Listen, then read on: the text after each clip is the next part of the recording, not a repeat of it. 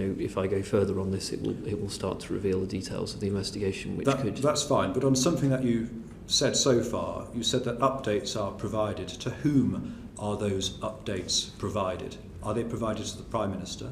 Yes. To anybody else? Via me, yes. Via you? Yep. Thank you very much. I'm going to go to my colleague, David Jones, please. David. Thank you, Chairman. Mr. Case, you'll appreciate that the questions we're asking you now are in the light of a blog post that was published on Friday last week by Dominic Cummings, which I'm sure you've read. Is that right? Yes, sorry, yes, of course, yeah. And in that blog post, Mr. Cummings refers to conversations that he had with you, apparently in circumstances where no one else was present. Do you accept the truth of what Mr. Cummings says in that regard?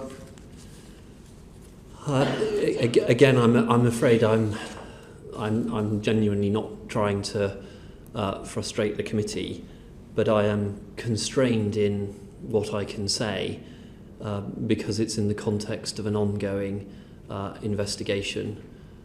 So I'm apologetic, as I said, recognising legitimate parliamentary concern in this. We've gone down the exceptional route of providing briefings to the Speaker of the House on Privy Council terms, so that,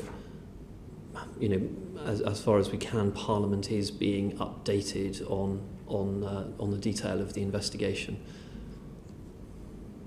So, are you able to help the committee? Did you authorise the Prime Minister's then official spokesman to tell the media that your inquiry had shown that neither Mr. Cummings nor the then Director of Communications were the lockdown leakers? Again, I really am sympathetic to the committee, and I am not trying to frustrate, but this is drawing me into details of an ongoing investigation, which, for the reasons I've set out, I can't go into in this setting, which is why we've taken the exceptional step of updating the Speaker of the House on Privy Council terms to make sure that at least the parliamentary authority is aware of the content and detail of the investigation. You made the point earlier that you didn't want to be unfair on anyone who was being investigated, but of course, if you were to simply confirm what I just put to you, you could immediately exclude both Mr. Cummings and the Director of Communications from the inquiry, couldn't you? But again, you're inviting me to comment on the detail of an ongoing investigation, which, as I've said, I'm under constraints relating to classification, etc. And so I'm afraid I can't go into these sorts of details. But as I say, we've been updating the Speaker on the progress with this inquiry, and as soon as it's concluded, the Prime Minister's committed to setting out the conclusions for Parliament, so that you will be able to see where we've got to. And did you give instructions to the official spokesman to confirm that neither Mr. Cummings nor the Director of Communications were the leakers? Again, I'm afraid, Mr. Jones, my answer is the same as before. I can't go into these sorts of details relating to an ongoing inquiry. I really, as I say, I apologise to the committee. It is not out of rudeness or disrespect to the committee, but there are constraints on what I can say in this forum, which is why we've taken the exceptional steps of keeping the Speaker updated on progress, and as the Prime Minister said, we will update Parliament on the conclusions as soon as they're available. Thank you. I wonder, therefore, if I could ask when the Speaker was last updated. I believe it was a fortnight ago. A fortnight ago? Yeah, I will come back to you if I've got that date, if I've got that wrong. Thank you. My colleague Lloyd Russell Moyle, please. Do you think the leaker has broken any laws? Are we discussing law breaking here, or are we discussing embarrassment? This was looked at as part of the gateway process, and it concluded that process involving the police and the Crown Prosecution Service, etc., concluded that this leak did not meet the thresholds for an offence under the Official Secrets Act or the offence of misconduct in public office. Thank you. So if it doesn't meet an offence criteria, doesn't threaten national security and the Official Secrets Act, can I ask why, therefore, you're unable to furnish us with some more of the detail of the questions that we have just asked you, particularly around questions where we have asked whether you have said things to press officers for them to pass on publicly, and you're not able to either confirm or deny that? No, I mean... These are not legal matters anymore. So obviously, just because something isn't a criminal offence doesn't mean there aren't national security issues involved in the or classified matters, rather, I should say, very specifically in relation to how that investigation is conducted, and that's why I'm unable to comment. So are the national security services involved in this investigation? As you know, we have a long-standing policy of neither confirming or denying such things. Yeah. And I'm sorry, as I say, I recognise legitimate public and parliamentary interest in this, which is, as I say, why we've been updating the Speaker and why the Prime Minister is committed to setting out the conclusions of the investigation as soon as we can. Can I ask who has informed you that you cannot answer these questions? Yeah, so this is in collaboration with the government security group who own the processes. So the government security group have deemed that you're not allowed to answer any questions on any detail of this, or has there been certain parameters set? No, I mean, beyond the things that I've said, I'm afraid I constrain, which is the ongoing investigation. I'm afraid I'm limited to not much more than that. You know, what I can say, I have already said to the committee. Okay. Look, I'll ask one more question. Conversations that you've had that are not about the investigation, but are conversations that you may have had to people like the press spokesperson. Why is that? Why are you unable to answer our questions on that? I'm not asking about the process of the investigation. I'm not asking how the investigation happens. But David Jones asked specific questions about conversations you'd had with a public press officer. Because those conversations are covered by the bounds of the investigation. Okay. Not entirely convinced, but thank you very much. As I said, I can only apologise to the committee again for these constraints I'm operating, and which is why we have, which is why, with the Prime Minister's permission, we've been updating the Speaker on Privy Council terms. I mean, I wonder if, and I don't want to put too much power in our chairman, but I do wonder if there is a case to be updating our chairman on in-camera kind of basis, because I think that this is not a parliamentary procedure issue per se. It is a internal scrutiny issue of the Cabinet Office. For no disrespect to the Speaker is not in charge of scrutiny of the functioning of the civil service. This committee is, and our chairman is. Look, I mean, I'm very happy to pick that up with the chairman and the relevant authorities. You know, it sounds like a potential way through. And again, I understand, apologise for having to frustrate what are legitimate lines of inquiry. Thank you very much. Can I go to John McDonnell, please? Mr. Case, you can understand our frustration because it's 5 months on, isn't it, since the beginning of this inquiry, so it hardly demonstrate some prioritisation of what is, or should be to you and others, a serious matter. And at the same time as the inquiry drags on, Number 10 spokespeople are able to issue statements tarnishing the name of others who are obviously subject to the inquiry themselves. I find it incredulous it's taken so long. However, you mentioned that the instigation of these inquiries is at the hands of the Prime Minister or a Permanent Secretary.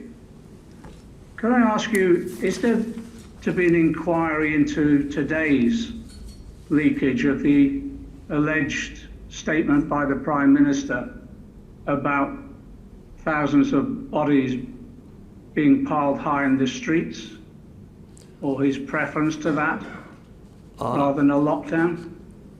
This isn't something I've looked at today. An investigation hasn't started, but that's something I'll have to take away, look into, discuss with the Prime Minister about whether it's something we need to conduct an investigation into. Will you have the authority to instigate that yourself? Yes, but I think it would be very unusual to instigate a leak inquiry without first consulting the Prime Minister. But you have the independence to do that after that consultation? Yes, if necessary, but in my experience, not ever, not ever needed. But that's for you to consider. That's a responsibility that you will have after your conversations with the Prime Minister, and you will consider it. Yes. Thank you. Thank you. Jackie Doyle-Price, I believe. Thank you, Chairman. I'd like to try and help you out a bit here, Mr. Case, because I think people watching these proceedings won't have very much confidence in leak inquiries on the basis of what we're hearing. But as you mentioned earlier, some of these leak inquiries are inevitably going to be complex. And to be frank, if I was wanting to leak information and I was one of a limited number of people who had access to it, there are ways you could go to actually cover that up, and that is actually going through your networks of context. Now, I don't know if you've seen, but Robert Peston has this lunchtime published the details of the text that he received outlining this decision. And it's very, very clear that it's become third party. So when it comes to a leak of that kind, obviously you can look at the phones of the protagonists that were in the meeting, but what else do you do once you've drawn a blank at those? Because of course, the fact it's not on their phones doesn't mean they're not guilty of the leak. And I think, what we're concerned about here in this committee is that at this length of time, why has there not been more progress? Is it not a priority? Again, I understand the point of the questioning. I can assure the committee at no point has this investigation been in any way deprioritised. It's in the hands of professional investigators who have a range of tools and techniques at their disposal. You'll understand if I don't go into those in detail in open session, because that would prejudice future inquiries. But I can assure you that this hasn't been deprioritised in any way. But as you picked up, these things are incredibly complicated, complex inquiries, usually with a range of threads to them. Lines of inquiries develop. Some of those get resolved. Some of them take a long time and patient work to resolve. I mean, a lot of this really is painstaking and patient work, and it's done by professional investigators. But the more, I guess, if we think back to recently, for example, when Gavin Williamson was dismissed because he was highlighted as being a source of leak, that was actually a very obvious, that was a very quick investigation.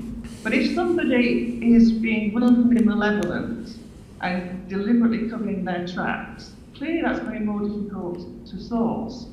But the fact that we're still this many months on it, this is not actually a very good disincentive to bad behaviour, isn't it? Well, I mean, if people can see that leaks are happening with no, you know, no outcome, no negative outcome for people doing it, the fact it's happened, I still see how we can maintain confidence in our existing government structures. Right? Do you feel that? I mean, obviously, setting aside the fact that the investigation is done by professionals, you know, do we really need to do more to make sure that people understand their obligations here? And that's not just ministers, but of course everybody who works with them, which seems to be an ever-growing number of people outside the normal civil service corps. So I'd sort of pick up a couple of points that you've made. I think that sense of frustration that you describe, that we are unable to catch more people responsible for leaks, is shared by a range of senior people, not only this Prime Minister, but other Prime Ministers I've known, and I know my predecessors. Of course, under the initial stages of this, that first level, the government security group, actually all the processes are voluntary. We do have, obviously, where it relates to employees, we're able to place clear obligations on employees to cooperate with inquiries, and of course where they don't, which is very rare, that in itself would be a sign of something unusual for somebody not to cooperate. But it's obviously only once you reach outside that employment context, it's only once you reach the thresholds for the police to become involved, you've actually got the powers to compel. I mean, obviously it's a matter for Parliament to decide what powers it's willing to give to authorities in government to conduct these, and it's something that I know has been looked at several times. Sorry. It down to the Prime Minister to set some very clear rules about ministerial behaviour, because the truth of the matter is that for the last decade, ministers have been going to cabinet meetings, and then we've been getting a blow-by-blow account of them in the newspapers. And once you have that established behaviour, which goes unchallenged, you are setting up a code of practice which enables people to say what they like to the press. So perhaps if I could invite you to comment, would you like to see greater discipline by Cabinet about all collective meetings where decisions are taken? And perhaps that could go some way to starting to set a new set of rules about how we govern our political culture. I agree with you that the culture is absolutely vital. I can assure you that cabinet ministers, officials, permanent and temporary, are very regularly reminded of their obligations, and I'm not sure they could be more clearly spelt out, including often reminding people of those at the beginnings of meetings. But I agree with the underpinning point in your question that this is a great deal to do with the culture, and valuing the integrity of government processes is vital. Thank you, Chair. Thank you, David Jones. Yes, just briefly, Mr. Case. I think I heard you rightly. You said, didn't you, that the last discussion with the Speaker on Privy Council terms was about a fortnight ago. Was that right? Yeah, that's my understanding. But I said if that wasn't correct, I'd come back. I mean, there have been a huge number of developments over the past 2 weeks, not least the publication by Dominic Cummings last Friday of his blog. Given that the communication with the Speaker appears to be the only extent to which Parliament is being kept informed of developments, don't you feel that there should be more regular discussions with the Speaker, and that certainly there should be discussions now that Mr. Cummings has published this article? Very happy to take that up with the Speaker, yeah, and provide a bang up-to-date update. And just briefly, can you remember a time when Downing Street has been more leaky? it's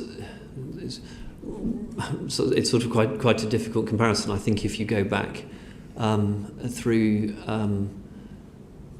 the ages and you read diaries and historical memoirs, leaks of government information are a long-standing frustration in government. I think one of the points that underpins your question was Downing Street being leaky. Of course, you would, as it were, not always proven that or even believe that Downing Street is the source of leaks. So there's one point underlying your question that I just pick up. But as I said before, do you dispute it? Has the leak not come from Downing Street?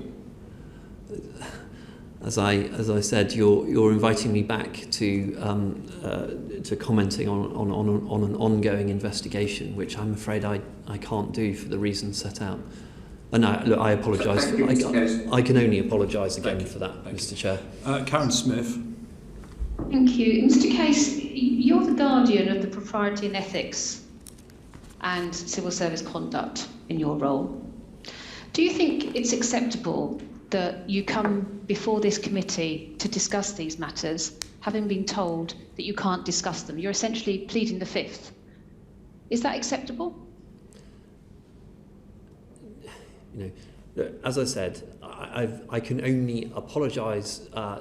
No, that's okay. Thanks for your apology. But is it acceptable? Well, yeah, I'm afraid it's necessary. To protect the integrity of an ongoing investigation and the techniques involved. Okay. You said you spoke with the Speaker, or the officer spoke with the Speaker 2 weeks ago. I would need to check exactly when you were coming before this committee, but as Mr. Jones has said, given the events of the last 2 weeks, why at no stage did you think it would be reasonable or acceptable to write to the committee to set out what you were and were not prepared to talk to us about today? I'm not quite sure I understand the particular point about the. Well, the point is we are gathered weeks. and do work to scrutinise the Cabinet Office and your role, and we've spent nearly 40 minutes in a circle because you are not prepared to answer questions that you could have written to us previously and told us that was the case. Well, I mean, again, accept my apologies for not making that clear in advance to the whole committee. Thank you. Thank you, Chair. Just concluding on this, you mentioned, Mr. Case, that I think I inferred from one of your answers that you don't think the Official Secrets Act is up to scratch. Do you think we need a new one then to bring it up to date? This is something that I think either is or will be consulted on, and obviously will come before Parliament. I'm sure this might be the next. Okay, so that will be happening. I'm aware of a leak inquiry that began in August of 2020 and hasn't yet concluded, so an even longer leak inquiry. I don't expect you to go into the specifics of any leak inquiries that were begun in August of 2020, but will those began in August be completed anytime soon? I'm afraid I'm not sure which particular case you're talking broadly about. We're getting on for 9 months or so. Well, is that not sufficient time for a leak inquiry? It entirely depends on the circumstances of the investigation. I mean, sometimes these things can take a very long time indeed. When the professional investigators believe that there are no strands or lines of inquiry left, they will close an investigation. But I'm very happy to. I will look at the particular case if the clerk could let me have more details. Thank you. Now, moving on, Lord Hayward listed one of the key roles of the Cabinet Secretary as, quotes, the guardian of propriety and ethics, ministerial and civil service conduct. How do you see your role in that respect? I think the specific role of Cabinet Secretary. There are two aspects to that in relation to propriety and ethics. One is the overall structure and framework, the codes and what have you. Often in support of the Prime Minister, to make sure the integrity of government is adequate. And then in extremis, the Cabinet Secretary would have a role in particular cases or casework that come up in relation to propriety and ethics. But I think the point I would make, and actually more importantly this is made in all of the codes and is spelt out and encapsulated in the Nolan principles, propriety and ethics is actually the responsibility of everybody in public service. And actually, to pick up one of the points made before, actually maintaining standards in public life is actually as much about culture as it is, rules and regulations. And it's, observing the spirit of those rules is the job of all senior leaders. And, interestingly, you pick up sort of Lord Hayward's quote. I have the pleasure of being able to talk quite regularly to my predecessors in this role, and actually they consistently say that one of their most difficult moments in the job were the propriety and ethics work. So this is a constant feature of Cabinet Secretaries' lives. Indeed, and I think your PhD supervisor, Lord Hennessy, described the role as, quotes, the greatest keeper of secrets. So with that in mind, what levers do you have as Cabinet Secretary to ensure that decisions on policy are made in a proper way? I think probably three particular levers that the Cabinet Secretary has. The first, as mentioned, is actually around the guidance and codes. The second is actually the civil service in the round is there to support ministers in decision taking to make sure they're properly done. So actually the way civil servants support ministers, their training, skills and what have you is important to support proper decision making. And then finally, I think the third area is obviously the Cabinet Secretary is responsible for advising the Prime Minister on the collective system of government and the operation of Cabinet government, which is there to make sure that decisions are made properly. Thank you. And Mr. Tierney, if I can come to you, welcome to committee, and you met us early days in your post. We're very grateful to have you with us this afternoon. Now, I just wonder, given reports about the reasons that contributed perhaps to your predecessor's departure from the role, how concerned are you of having to tell ministers and indeed others no? Well, thank you, Mr. Chairman. I'm not concerned by that at all. I think, though, it's worth saying that in my experience as a private secretary and senior advisor to ministers, that the reality is that most ministers come to officials seeking advice on propriety and ethics issues because they want to obviously stay within the letter and spirit of the codes. So I'm expecting in this job the vast majority of the work to be incoming requests from ministers, from me and the team, and indeed when I've spoken to my predecessors, they've confirmed that's what happened with them. So I don't think you should see it as something where I'm sitting here waiting to say no to something. I see the role as more of an enabling function. I want to work with ministers and permanent secretaries to help them get the business of government done in the best way that we can. Thank you. We're going to move on and probably bring you back in, Mr. Tierney, at some point, but I go to David Jones, please. Thank you, Chairman. Mr. Case, will the cost of refurbishing the Prime Minister's flat at number 10 Downing Street be paid for through private donations? Well, if helpful, I'm sort of willing to set out the for you the thinking on this set out so far. I mean, I won't go through sort of how Downing Street works in detail, but it's relevant to this. There are obviously working offices and staterooms, and then the residences. The working rooms, staterooms, etc. the refurbishment is funded through the normal Cabinet Office estates budget.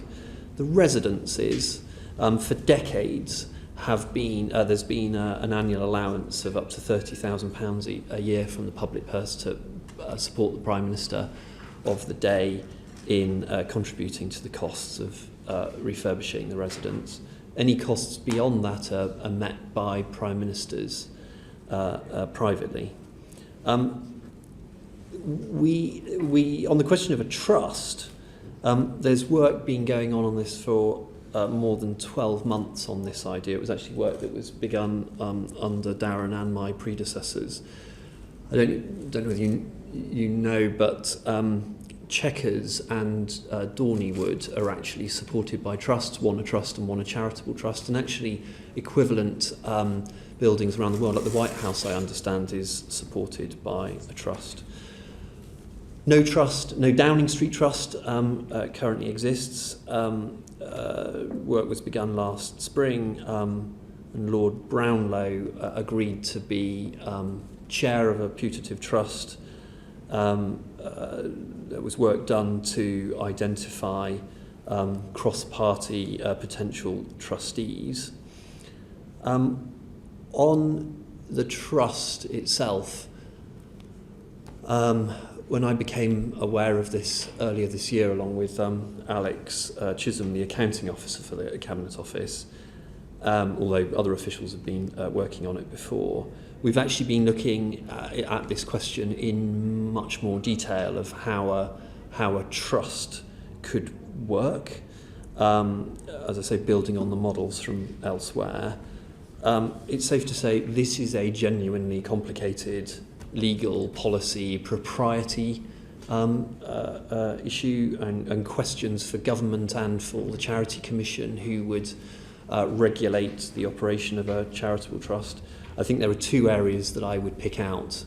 Forgive me for being rude, Mr. Case, but in terms of answering Mr. Jones's question, so I was just going to come on to the donor. Would be most helpful if you do so. Yeah. Thank you. So, I mean, the first thing I'd say is that a charitable trust can't cover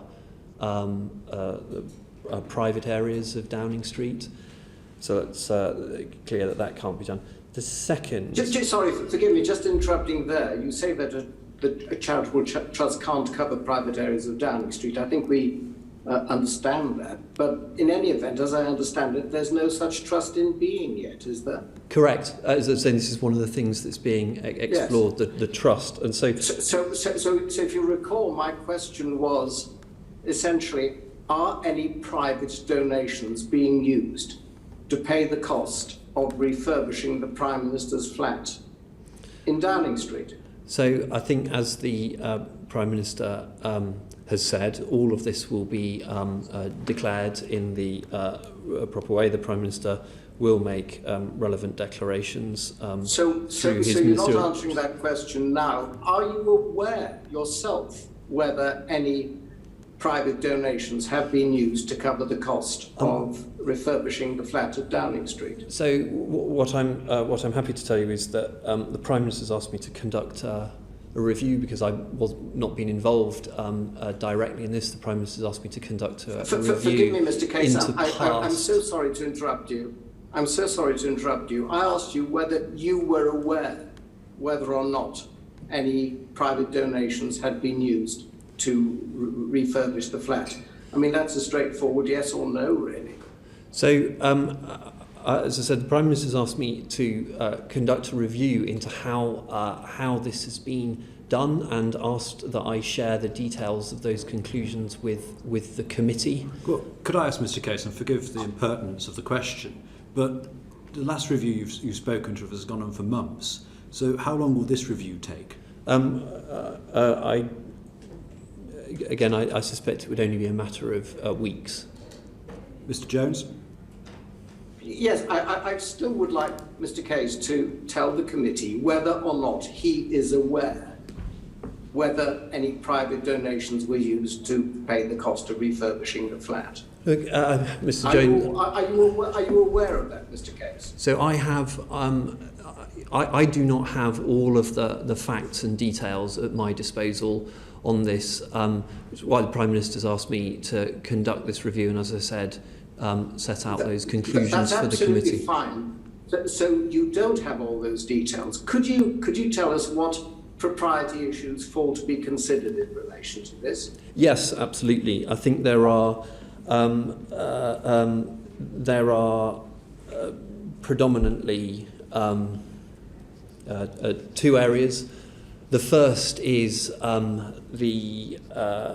making sure that any donations obviously are sound from a propriety point of view, making sure that donations aren't being used to sort of seek preferment or such. And then the second point is ensuring that such donations are declared in the proper way, which I know the Prime Minister is committed to doing in relation to his own declaration of the Register of Ministerial Interests. And that's the sort of detail I'll need to get back to the committee on through this review.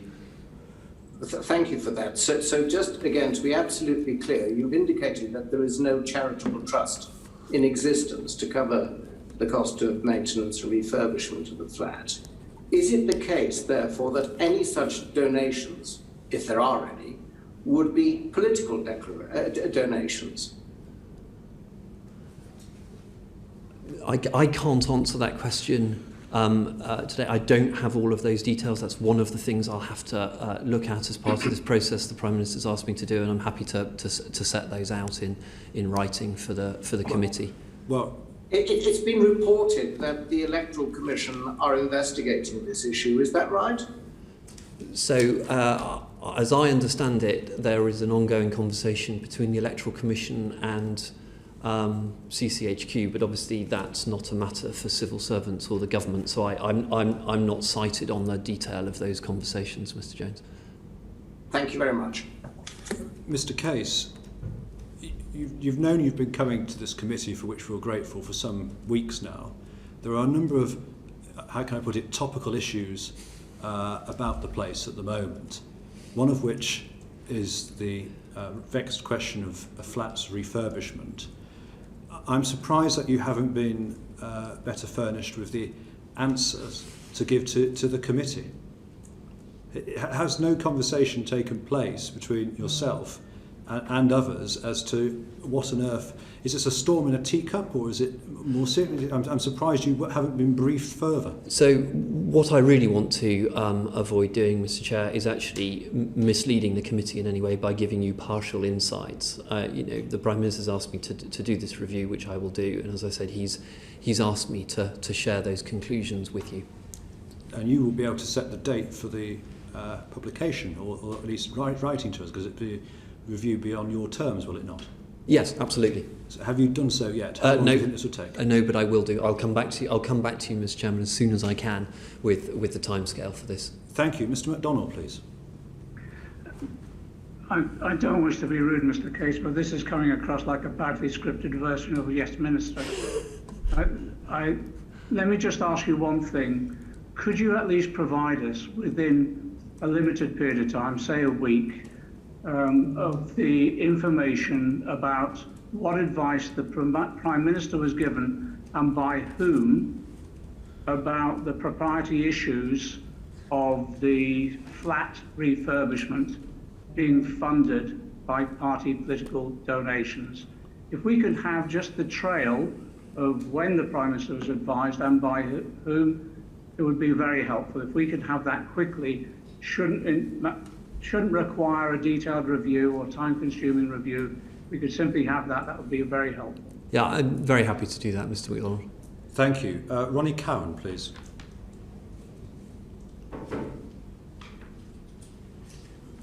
Thanks, Chair. To both our witnesses today, really, I'm sure that both of them something to add to this. The independent advisor of ministerial interests is responsible for advising ministers about how to comply with the ministerial code. But we haven't had one for over 5 months since Sir Alex Allen resigned. How has this impacted on your role and on the oversight of propriety and ethics in government more generally? Shall I go first? Yeah. The independent advisor, on ministerial interests is an important role. It's, of course, only one part of the jigsaw underpinning propriety and ethics. It's the independent advisor has a couple of specific functions, one relating to ministerial interests and the other to do with investigations. I think, in my experience so far, it's not had a particularly significant impact, but we need, and I know the Prime Minister is clear that he needs to get a new independent advisor in post as soon as possible. Darren, do you want to add? Well, just to add that the principal source of advice for ministers on propriety and ethics is their permanent secretaries, so they've still got access to that during this last period, and of course they can come to me and my team if there's something particularly complex. So 5 months without one, and nobody seems to have noticed. Is that the message I'm getting?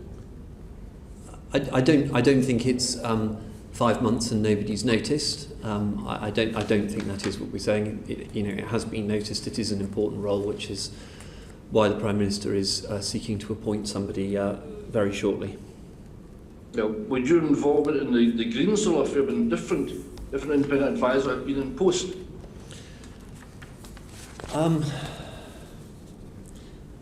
I think it's an interesting question. I think actually the majority of issues to do with the Greensill affair have actually related to a former government, not current ministers, which wouldn't have been something for the independent advisor.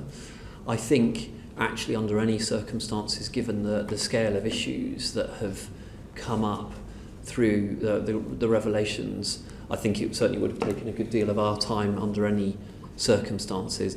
But I don't think the independent advisor would have been particularly involved. It's one of those things that requires a bespoke process, which is why the Prime Minister has asked Nigel Boardman to conduct a review, and I know this committee and the Treasury Select Committee are also looking into this. Anything you want to? Nothing else. Sorry. So you mentioned the recruitment of the independent advisors ongoing, but we were told just last December, Michael Gove told us that the recruitment for Sir Alex's successor was underway. So do we know how far this has gone down, or when should we expect an announcement?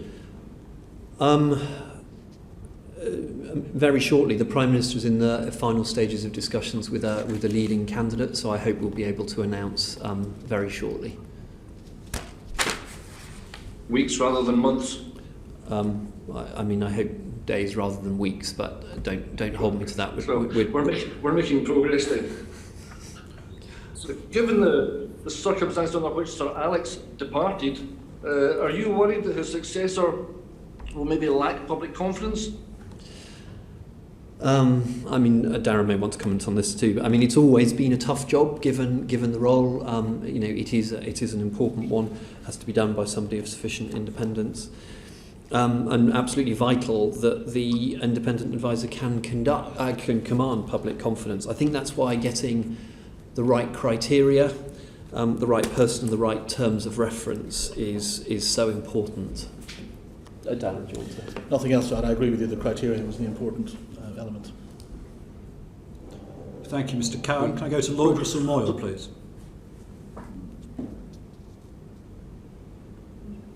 Lord Russell-Moyle.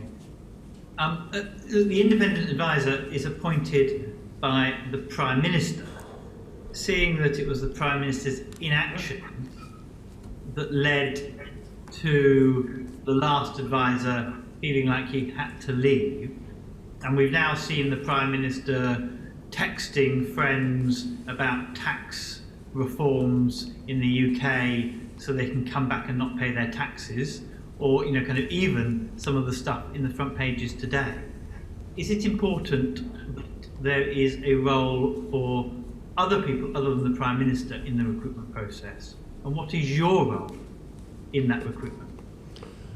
As you say, this is a direct appointment for the Prime Minister. I mean, Darren can add, but we've had sort of three aspects to our role in this. First is developing the criteria for the role. I mean, in HR speak, the sort of the person specification, the sorts of characteristics you're looking for.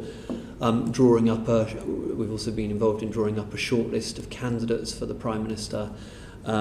And then we've been involved in supporting the Prime Minister in the remit of the job. Anything you want to? Just possibly to add what the criteria were. So there was integrity and independence that we were seeking, expertise and experience, both of government and the Constitution, and someone who can command the trust of the Prime Minister of the day. Okay, so are you saying that there's a preferred candidate that the Prime Minister is considering as we speak? Correct. Thank you. Lloyd Russell-Moyle. And that preferred candidate is someone that you have put forward? Yeah, we put forward a shortlist to the Prime Minister, discussed that with him, and he's then gone for a preferred candidate from that list. Committee would like to conduct a pre-appointment hearing with that preferred candidate. Can you undertake to ensure that happens? Obviously it couldn't be a pre-appointment hearing as such because it's a Prime Ministerial appointment, but I know that Sir Alex came before this committee early in his tenure, and we will encourage the same of the new independent advisor. Do you think it's appropriate that this is a Prime Ministerial appointment?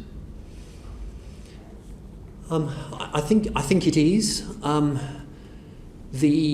It stems from the constitutional reality of how ministers are appointed. Under the royal prerogative, ministers are appointed on the advice of the Prime Minister. Is the Prime Minister not also responsible for ensuring that they fulfil the standards that the independent advisor is meant to be laying down? Everybody in government is responsible for upholding the standards in public life. Sorry, have I misunderstood your point? How can the independent advisor be looking at the actions of the Prime Minister if they're appointed by the Prime Minister? Well, I think that is perfectly possible when you've got an individual in place who meets the sort of criteria that Darren has set out. Somebody who's capable of, and actually earlier question, capable of commanding public confidence. That person would have the authority, by their very nature to raise with the Prime Minister questions, I think. Okay. Yeah, and you're confident. Sorry, Mr. Russell-Moyle. Mr. Case, you're confident. I'll go if I may. You're confident the person that has been recommended to the Prime Minister is such a character? Yes, we wouldn't have put the person on the shortlist if we didn't believe that. Thank you. Mr. Russell-Moyle. So Alec had to resign because the Prime Minister refused to uphold his advice. So what additionally will this candidate have to prevent the Prime Minister running roughshod over them? So actually as part of this round, we've actually the Prime Minister's actually asked us to look at the remit of the role and the powers that the independent advisor has. Well, I wonder if at that juncture that I could perhaps bring Rachel Hopkins in, just to preempt perhaps what you might be about to say. Rachel. And thank you, Chair. And it's just to build on what Lord Evans, the Chair of the Committee on Standards and Public Life, who's written to the Prime Minister suggesting that, amongst other things, the independent advisor be empowered to initiate their own inquiries into alleged breaches in the ministerial codes. So is this part of that, and is this a change that you would welcome? So, sorry, I was just saying in relation to the previous question, the Prime Minister's request as part of identifying a new advisor, we've been looking at how to amend the remit of the job, and we'll be announcing any changes at the same time as announcing the new independent advisor. Of course, those changes are ultimately a decision for the PM, but I know he's been paying close regard to the letter that you refer to, Lord Evans's letter, and I myself have been in discussion with Lord Evans about how the remit and how the role might work. So, but we'll set out any changes in when we make the announcement. And I just, if I may, Chair, push on that question about your views on whether it's a positive thing that the independent advisor could initiate their own investigations, mainly drawing on the fact that at current times it's the Prime Minister who decides whether to investigate others, And I'm interested whether that means that he is immune from being investigated unless there's an independent advisor with their own remit to be able to investigate the Prime Minister. Yeah, look, there are. I mean, this is one of the key changes to make that was brought out in Lord Evans' letter. I think it has to come, to the point you're making. I think it has merit to it. Precisely how it worked, I think, is something. Again, it all needs to flow from the core constitutional principle that the Prime Minister advises the sovereign on who to call to be her ministers. But I think it is something that it's something that we're looking at, and we'll set out changes when we make the announcement. Any changes. Thank you. John MacDonald, please.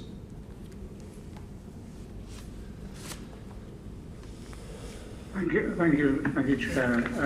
Mr. Tierney, when the Chair of the committee asked you about were you concerned about your own position if you were challenging ministers, basically, you answered very firmly no. But it goes beyond that. How proactive a role do you and does the Propriety and Ethics team take, for example, in relation to the enforcement of the Ministerial Code? Just how do you trigger action? What is the circumstances in which you would do that? And I just give these examples because I'm a bit mystified at the moment why there hasn't been more proactive engagement from yourself and your team. We've had the examples, I'll just give these examples. We've had the Chancellor of the Exchequer, his text being published where he's been pushing civil servants to act after private lobbying. We've had, in terms of donations to the Conservative Party, a number of firms where their donation to the Conservative Party is reported at least on a ratio of 10-1 with contracts. We've had the Secretary of State for Health admit belatedly that he's related to someone who's received the contract. And then we've had the Ministerial Register of Interests delayed some considerable time. Surely some of that would have triggered you into action, wouldn't it, if you had been proactive? So I think the first thing to say is we don't just wait for stuff to come to us. Although, as I said earlier, the vast majority of our casework comes from ministers proactively seeking advice up front. I think it's important, though, the Ministerial Code is clear that it's for ministers to satisfy themselves that they are following the Ministerial Code. It's even more explicit that it's not for the Cabinet Secretary or I to police the code. That's for ministers, and then the ultimate arbiter of ministerial conduct is the Prime Minister. That said, we don't just sit there and let things go by. We will get involved in specific cases when we see them as necessary or at the request of the Prime Minister. Will you provide advice, Mr. Tierney, on any of those instances? Have you provided advice? I don't think I want to get into individual cases, if that's okay with the committee. Well, how can we tell whether you're doing your job if we ask you a specific question about whether you are doing your job and then you tell us you can't tell us whether you're doing your job? I think what I'm saying is I don't think I want to comment on any ongoing casework that the team are doing. So you are engaged in some of these matters I've listed? We're engaged in a range of issues that are live at the moment. Thank you for that. That's at least moves us a bit further forward. The issue around permanent secretaries and the role that they play is equally important. How important do you think the role of departmental secretaries is in ensuring that the relevant codes are adhered to? Because my fear is the one that the chair raised, really, which is in recent experience it suggests that permanent secretaries who displease their secretaries of state don't seem to last very long in their posts. We saw what happened to Philip Rutnam. So how does a permanent secretary act as a regulator while keeping their jobs? Shall I? Yeah. So actually, as you'll know, the role of permanent secretaries in the Ministerial Code is clearly set out. There's some specific examples on security of government business, matters relating to ministers' constituencies, and also supporting ministers in making sure that they avoid conflict or perception of conflict. I mean, I think on the point about, the role of permanent secretaries and relations, actually, I think this came up when I was in front of the committee last time. Actually, the overwhelming majority of the experience of the relationship between ministers and civil servants, and between secretaries of states and permanent secretaries, is actually incredibly collaborative. As Darren says, in the vast majority of cases, actually ministers actively seek the support of their permanent secretaries and other officials, like Darren, in upholding their obligations under the Ministerial Code. When it came to Philip Rutman, his advice was not followed, and to maintain his integrity, he had no other choice but to resign.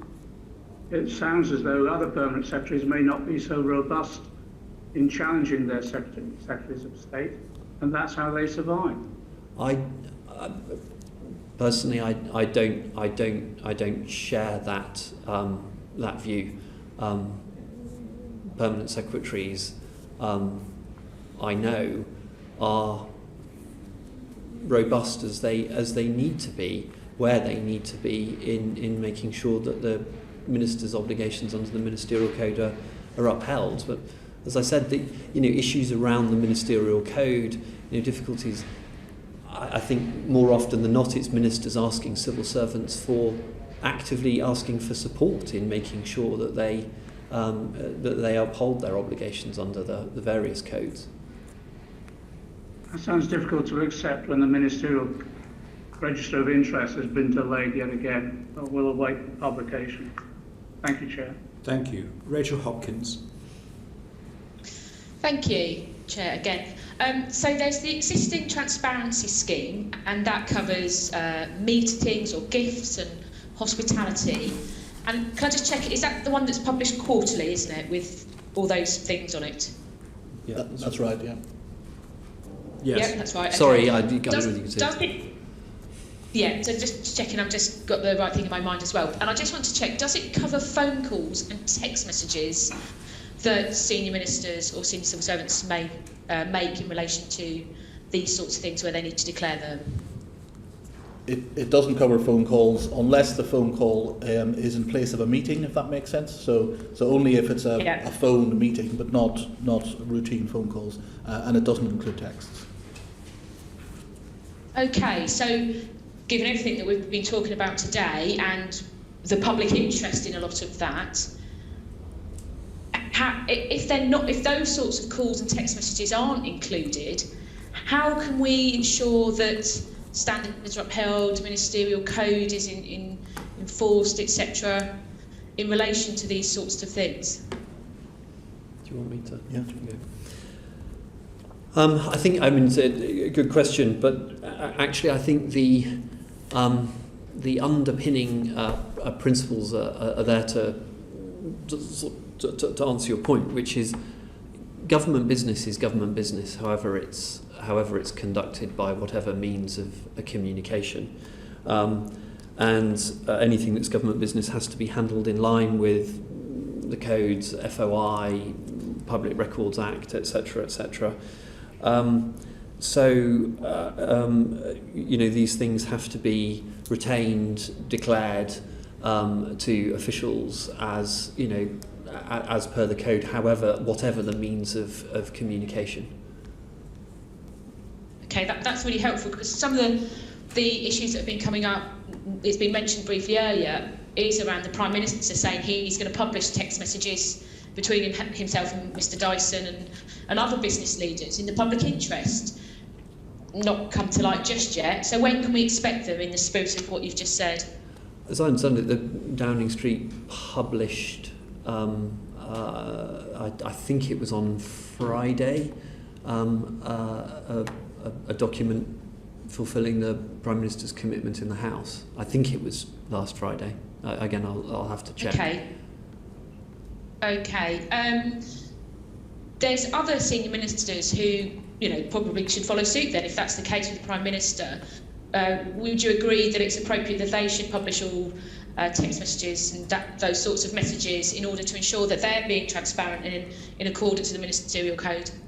Well, I mean, I think processes are there for for the purposes of transparency. So, for example, Freedom of Information Act is a way of getting hold of material relating to government business, that can be released under whatever the means of communication. So I think there are vehicles there for transparency. Yeah, one of the points I'm very conscious of is around government business. Like I say, usually takes place with officials present, and therefore there will be a record or a note, and it's covered that way. But sometimes you seem to imply as well that government business takes place over the phone through a message, and it's obviously for ministers to then subsequently declare. But we've picked up that there have been reports that the Prime Minister still uses a personal mobile phone, despite requests from the civil service to do so, to make sure that it can be managed and that it's secure. So what's been your advice about this, and how do you sort of help maybe prevent inappropriate, requests, lobbying through personal mobile phones if officials aren't present? So, I mean, on the specific point, you'll be well aware that the Prime Minister, set out his account in the House last week, including making clear, as he's required to do, that any contact he gets through his personal phone, he's got to declare to officials, and he set that out in the House. The question about personal mobile phones is a good one. The communications security is obviously important, and ministers get advice on that. And, for example, we regularly do sessions at Cabinet on security. The committee will understand by long-standing convention. I won't go into the sort of detail of the advice that I've given the PM or my predecessors have. But actually the thing about changing telephone numbers and personal phones, I think, can be a bit of a red herring, if I'm honest. Prime Ministers, other ministers like parliamentarians actually need to be in touch with a very large number of people, colleagues around the House, across government, etc. So, I won't invite you to comment, but I think most parliamentarians, the reality is your telephone number will become quite widely known just because of how you have to do your business. So, the question is how do you protect overall security, and there's a range of measures on that. And as for the question about lobbying, the processes are sort of well established that if it's government business and an official's not there to record it, in the moment, at the first opportunity, ministers should be declaring this to their officials to make sure it's recorded. I'm pleased to hear you say about declaring it at the first opportunity, because we know through other recent issues, I'm thinking sort of Westbury, some of these had to be teased out because it wasn't at the time. One of my big concerns, and you touched on it there about security, is whether personal phones are sufficiently encrypted or as secure as a government issued, ministerial phone. Because we've seen in other cases some, people have hacked into, significant people's phones and used it as a means to sort of blackmail or embarrass in that respect. So can we be assured, what's to stop our Prime Minister being vulnerable to inappropriate lobbying or blackmailing in that respect if he's using a personal mobile phone? So obviously we put security packages around all the communications that ministers have by whatever means.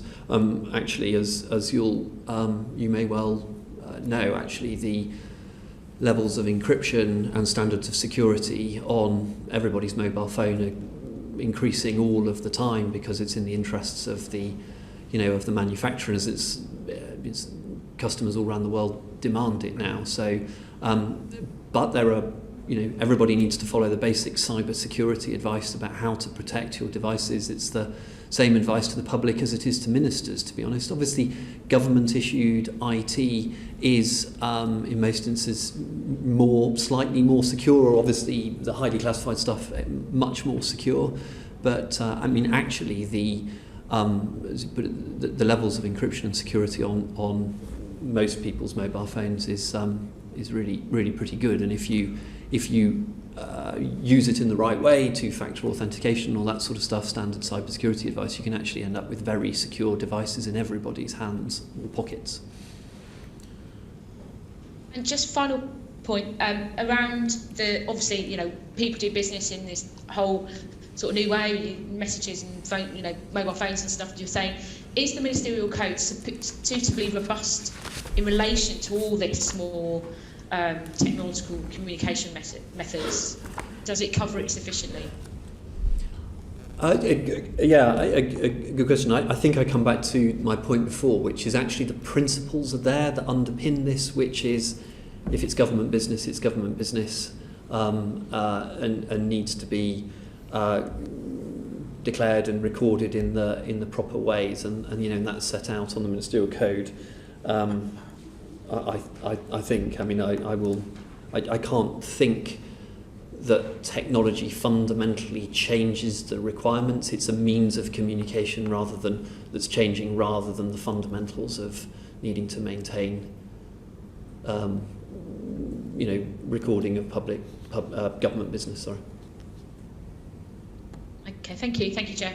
Thank you. We're going to move on now to look at the Greensill episode and to open questions on that to my colleague David Jones. Thank you, Chairman. Mr. Case, was Lex Greensill employed as a special advisor at Downing Street? Before I go on, the answer to your question is he wasn't employed as a special advisor, but if I may, just at the outset, we know the committee's looking into this, and we're here to help as much as we can on that. As you know, the PM set up the Boardman review. So what we'll do today is give you as many of the facts as we've got.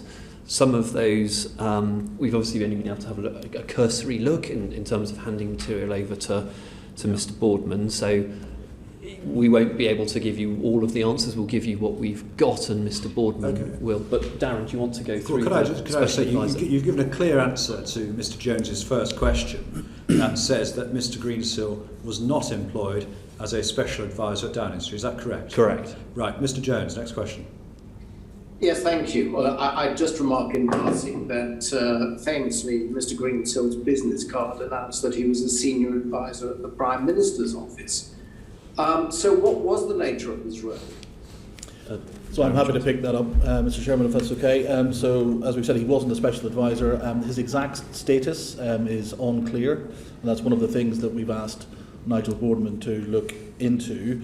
He was appointed as an unpaid advisor on supply chain finance in January 2012. He did that until 2015.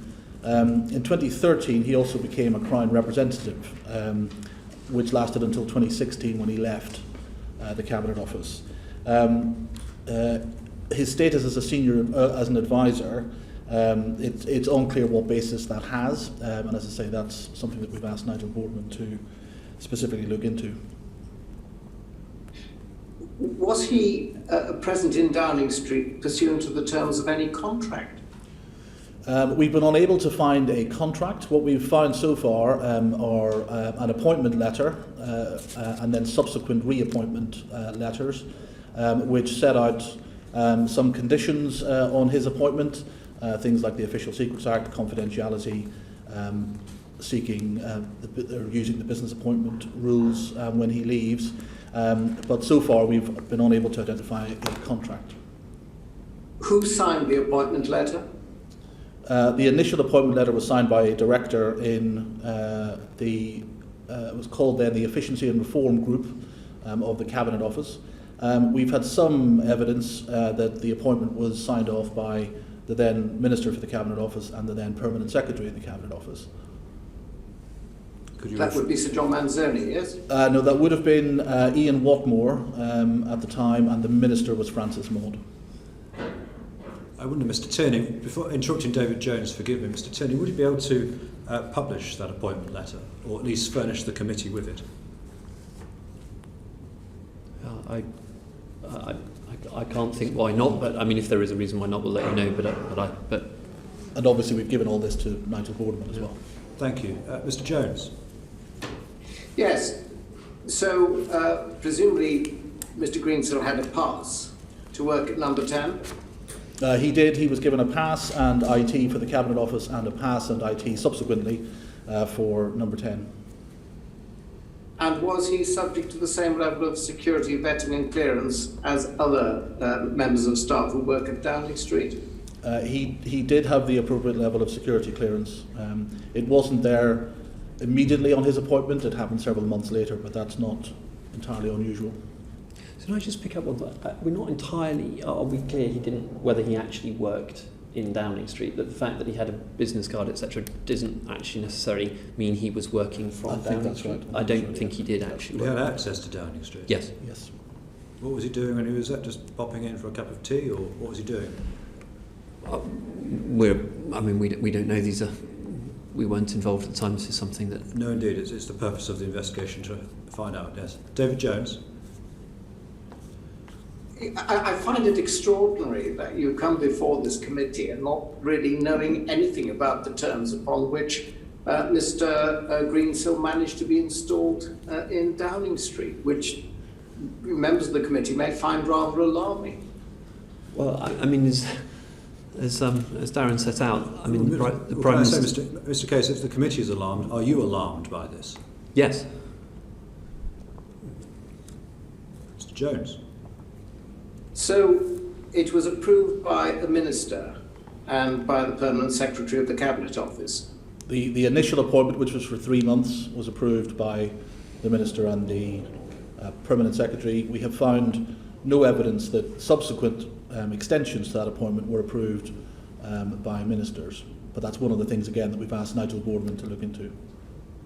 Do you know the background to his introduction to Downing Street? Do you know why it was thought it would be a good idea for him to work there?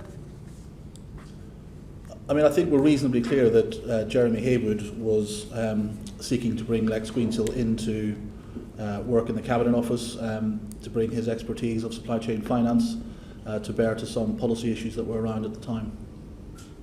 So Jeremy Haywood had worked with Lex Greensill in the private sector, I think that's right, isn't it?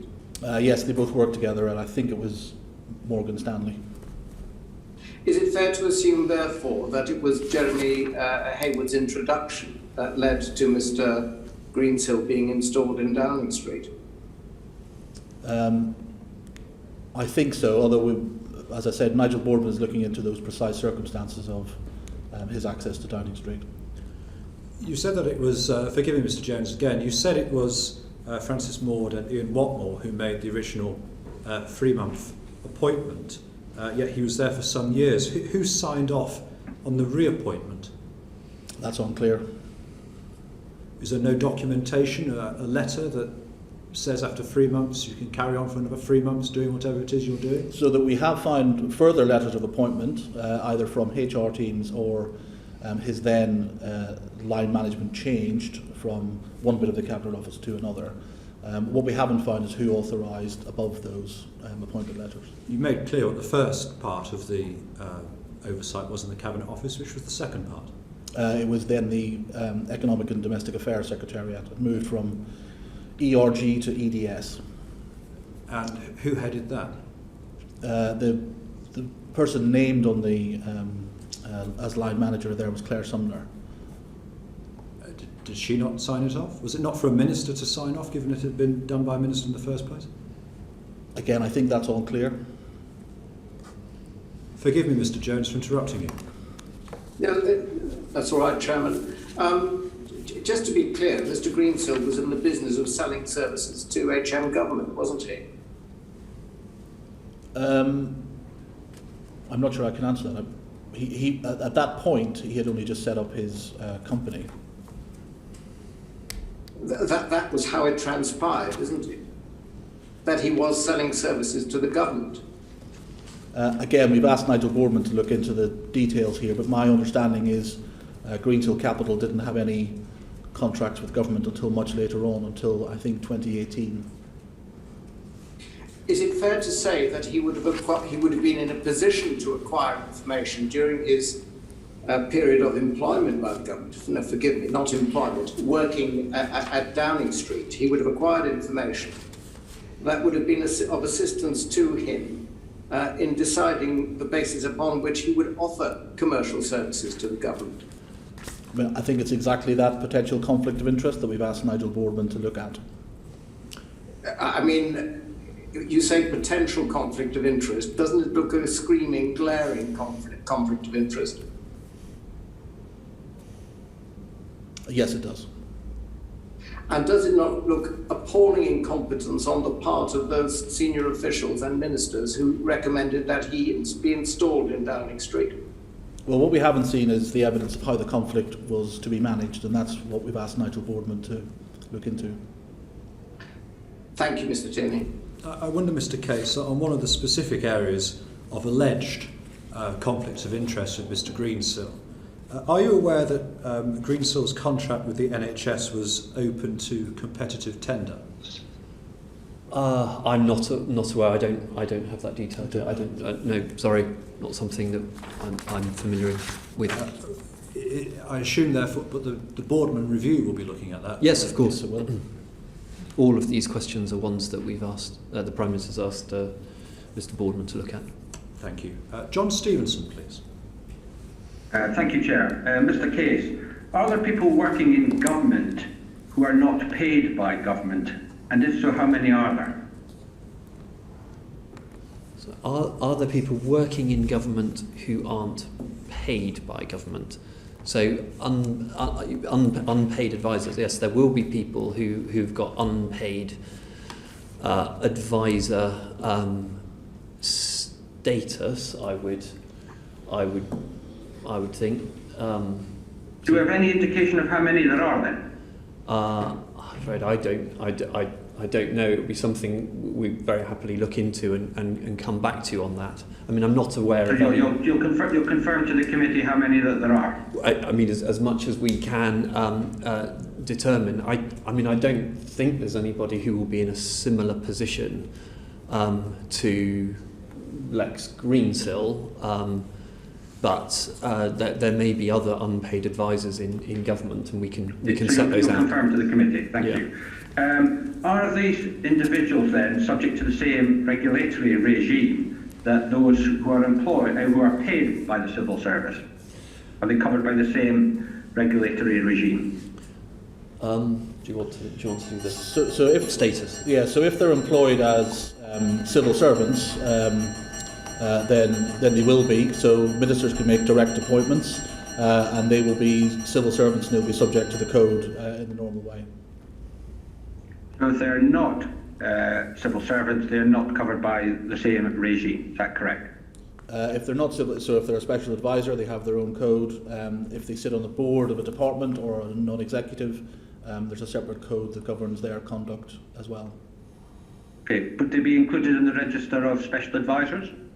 No, to be a special advisor, it's quite a distinct process. They have a particular legal status under the Constitutional Reform and Governance Act, and we keep a register of who the special advisors are. So how then can we find out exactly who they are? What list are they published? I'm not sure that there is a separate list for direct appointments. So potentially there are unpaid advisors to government that we have absolutely no idea about being able to ascertain who they are.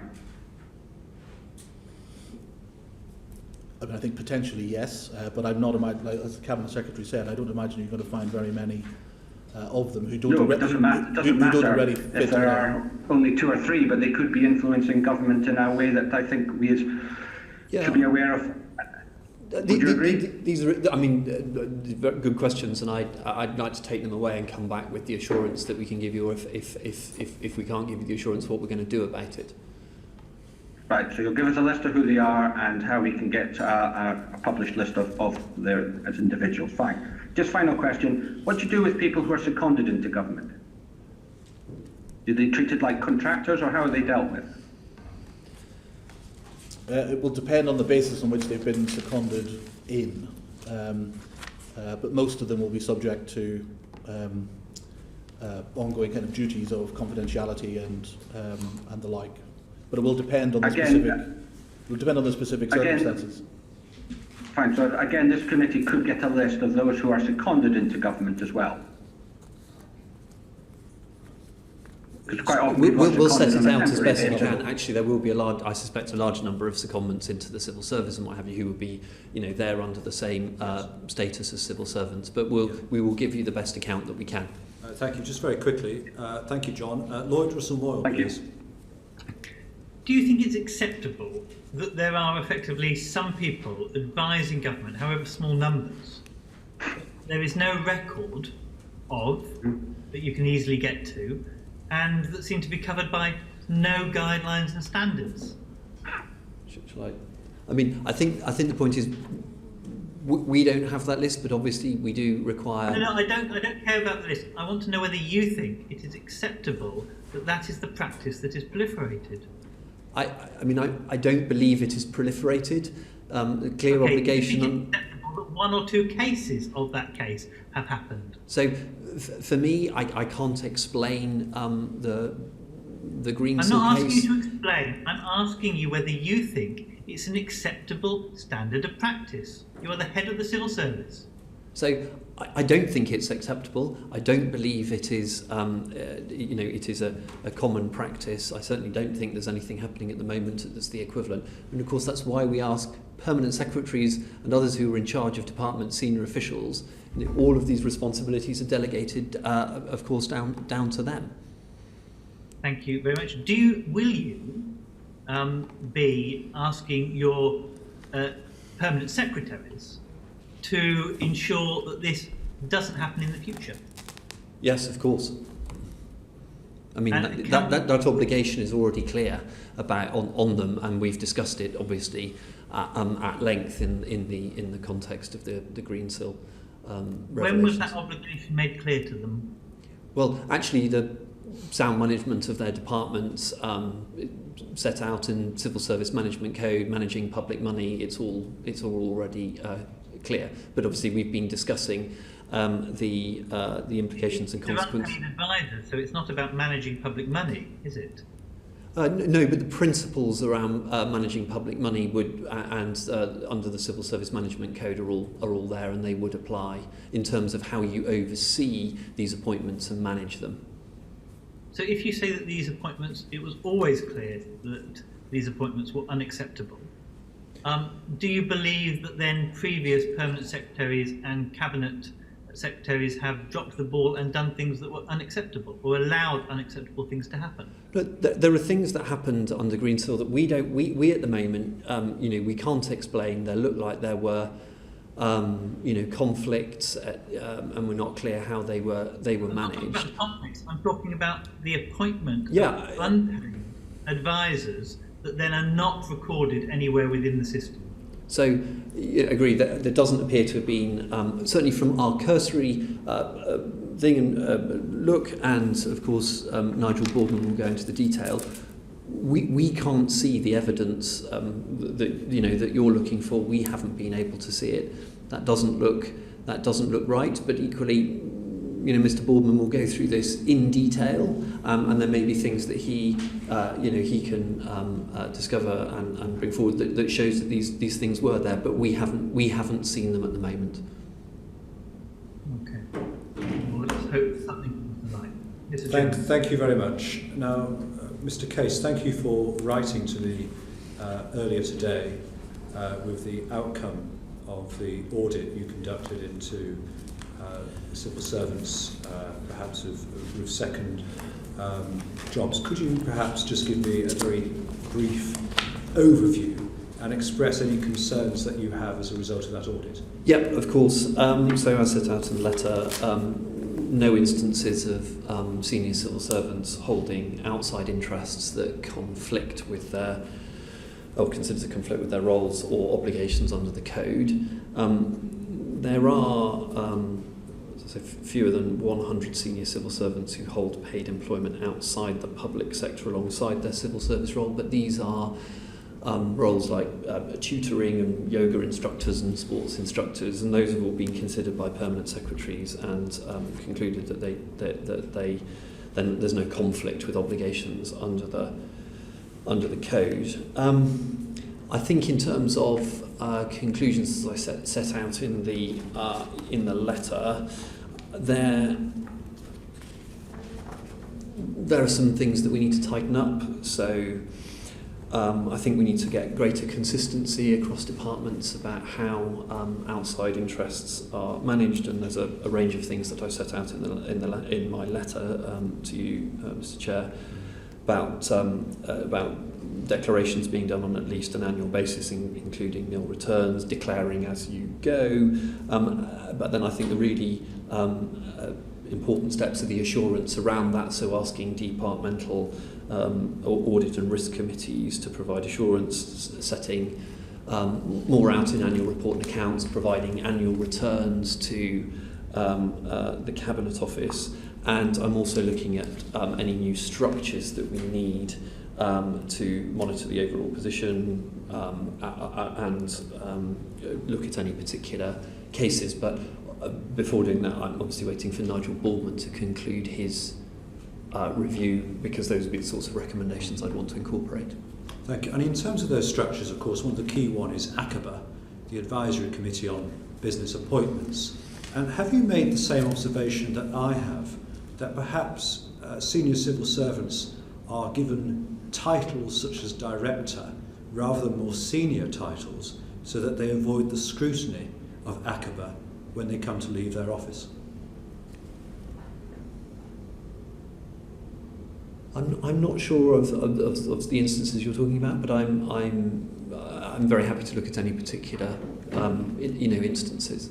And so, for example, they would be paid far more on the pay scale. Their responsibilities would be more extensive than the run-of-the-mill director role, and yet they'd be given that title because it seems to me to be the title that matters if a senior civil servant is considered by ACABA, rather than their remit and previous remuneration. Apologies, I didn't catch the point first time round. So yeah, I mean, ACABA is determined by a grade. It's directors general and permanent secretaries, as you're suggesting. You have to go through ACABA. Of course, exactly the same principles have to be applied, but they're done at a departmental level. So instead of going to ACABA, it's permanent secretaries who have to apply the same rules to those below Director General. But they're quite senior roles and quite extensive responsibilities, yes. And indeed the cases for conflicts of interest are sometimes quite apparent. The one advantage, I suppose, of the ACABA process is at least the nicely worded letters are put in the public domain. There's no such public scrutiny for those decisions made by permanent secretaries, is there? Yeah, I mean, it's a good point, and I think Lord Pickles may have mentioned to the committee, we've been working with ACABA for the last few months on some reforms that may be made, and obviously we'll now need to incorporate conclusions from the Boardman process in that. But I think I think this is an area where reform is required, but we need to we need to move in an informed way. Can I just check on my colleague John Stevenson, if you indicate you wish to come in with a supplementary question? I'm fine, thank you, Chair. In which case we'll go to David Jones. Thank you, Chairman. Mr. Case, Mr. Bill Crothers was a senior civil servant who was permitted to work simultaneously with Greensill. That's right, isn't it? Yes, that's correct.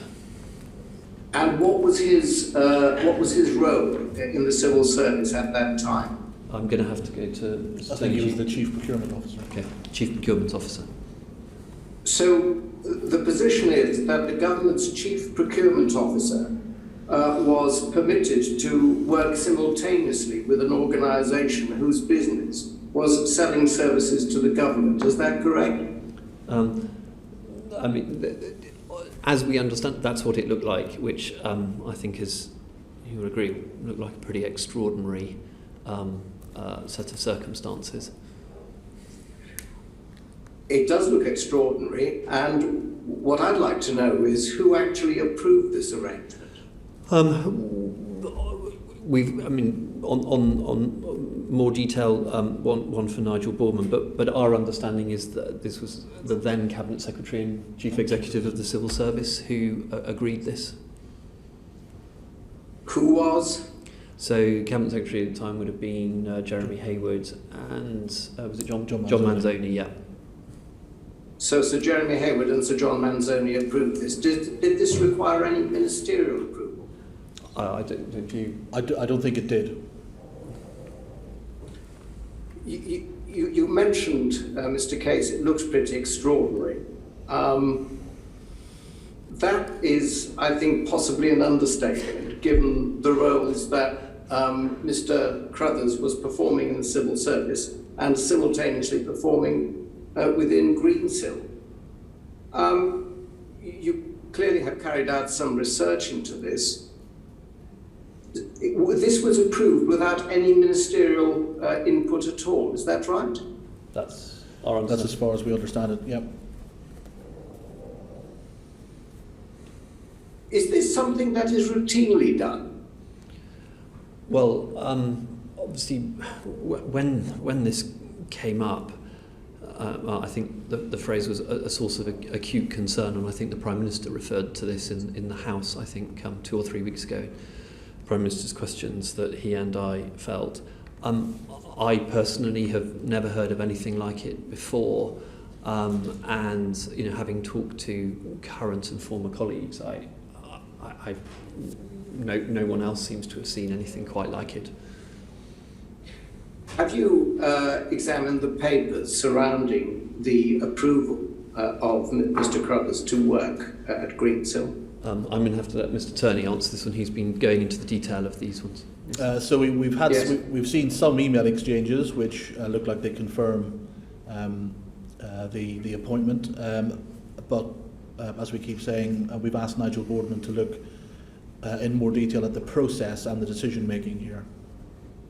Yes, I understand that Mr. Boardman is conducting an inquiry, but so is this committee. And I think it's very important that we have as much information as possible, as soon as possible. In the light of the papers that you've consulted, can you find any good reason being set out for this arrangement being put in place? The reasons that I've seen, there were two. One is that at the time Greensill Capital didn't have any public sector work, and I can't remember now what the second was. Why should it be a matter of concern to senior officials that Greensill Capital didn't have any public sector work? I can't answer that. I wasn't involved in the decision making, but that was one of the factors. I mean, it seems an extraordinary point to make. I mean, it looks very much as if senior officials were putting in place an arrangement that would make it easier for Greensill Capital to obtain public sector work.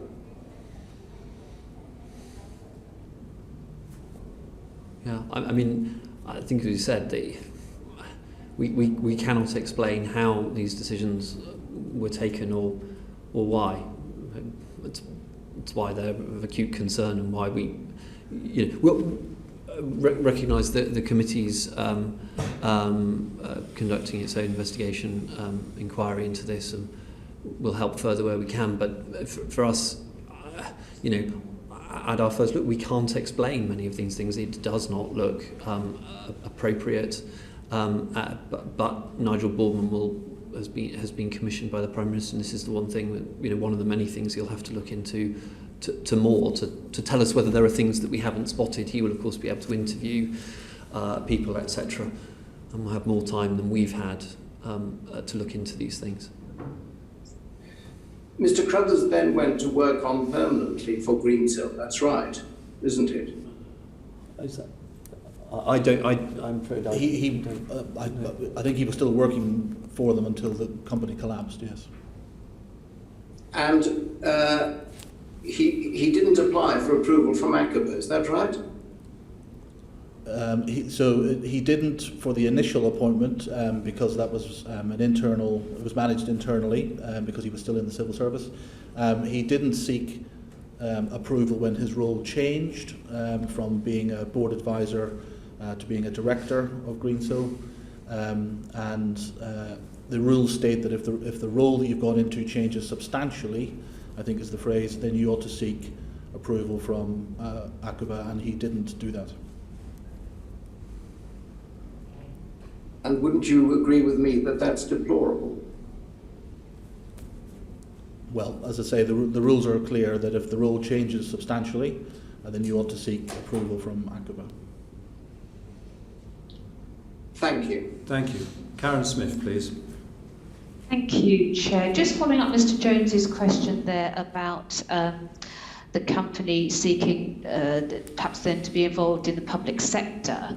One of the issues with regards to Greensill is their supply chain finance model, particularly within the National Health Service, and using that as a reputational basis. It seems hard to distinguish the financial gain to the company in the short term. Is the matter of the company using its access into the public sector to use the reputation of our public sector something that you think Mr. Borden should be looking at? It is one of the things that he will be looking at, yes. Thank you. John McDonnell.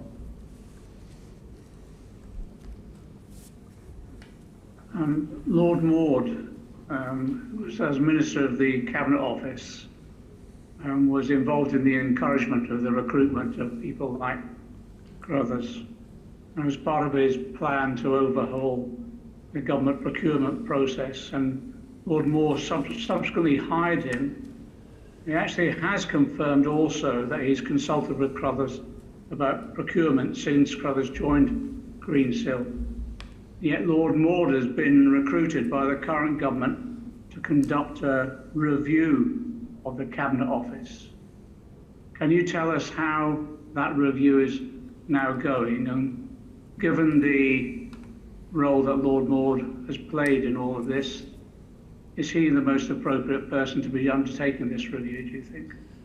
So on the detail of the review, if I may, I'll ask Ms.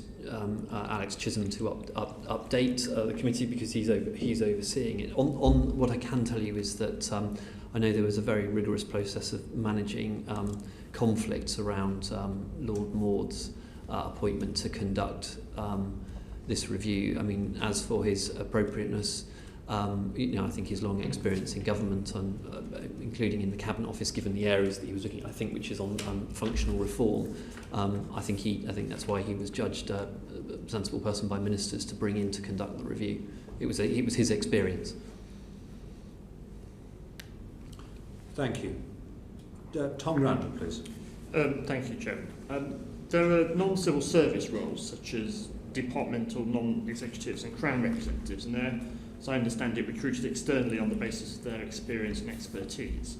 Can you tell me how any sort of potential conflicts of interest are managed that might arise from that arrangement? Do you want to pick this one up? So there are two different things. So for non-executives, when they're recruited, they declare their conflicts of interest to the Permanent Secretary, and then they are published as part of the Departmental Board returns if they sit on departmental boards.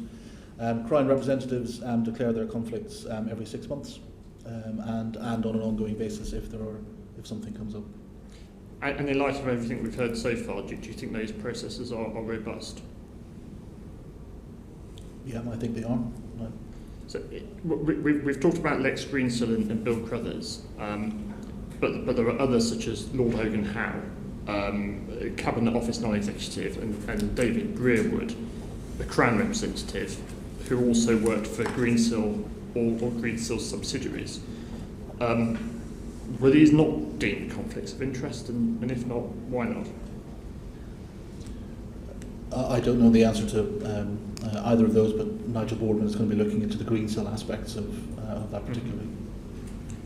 I'm afraid I don't know the details. There's a process for, I know in relation to Cabinet Office non-executives, but as I say, all the Greensill aspects will be something that Mr. Boardman will look into. Do you think Mr. Boardman should look at the other aspects for these kind of appointments as well? Yeah, I mean, I mean, one of the things that we've asked Mr. Boardman to do is not just telling us, precisely what happened in relation to the specific Greensill aspects, but draw out the broader lessons for us to make sure that our current processes, have been improved. So, for example, on the Crown representatives, though I think it was a review in 2015, which improved the process around management of conflict. So, but I mean, anything that Mr. Boardman tells us that is relevant and we need to amend, we will. Okay, thank you.